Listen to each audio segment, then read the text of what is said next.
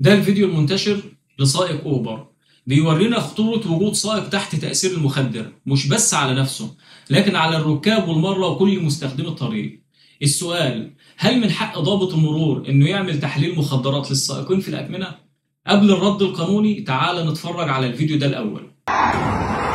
اركن على جنب، ما تسوقش ما تسوقش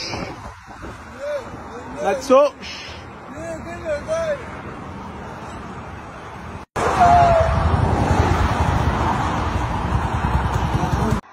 الإجابة أيوه، وبشكل صريح. الضابط من حقه يعمل تحليل مخدرات للسائقين في الأكمنة، ولكن وفقا لنص المادة 66 المضافة بالقانون 121 لسنة 2008. المادة بتجرم القيادة تحت تأثير المخدر أو الخمور، وأجازت لرجل المرور عند الاشتباه يعمل التحليل الفوري. والاشتباه يعني ارتباك أو فقدان تركيز أو سلوك غير طبيعي. هنا من حق الضابط يتأكد بالتحليل. كمان القانون بيدي الحق للضابط سحب الرخصة فورا لو ثبت التعاطي، ولو الفعل اتكرر الرخصة بتتلغي نهائيا.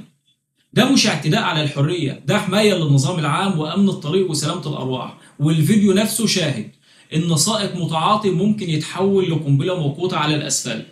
الخلاصة: تحليل المخدرات في الأكمنة مش دايما باطل، ده حق قانوني وواجب لحماية حياة الناس.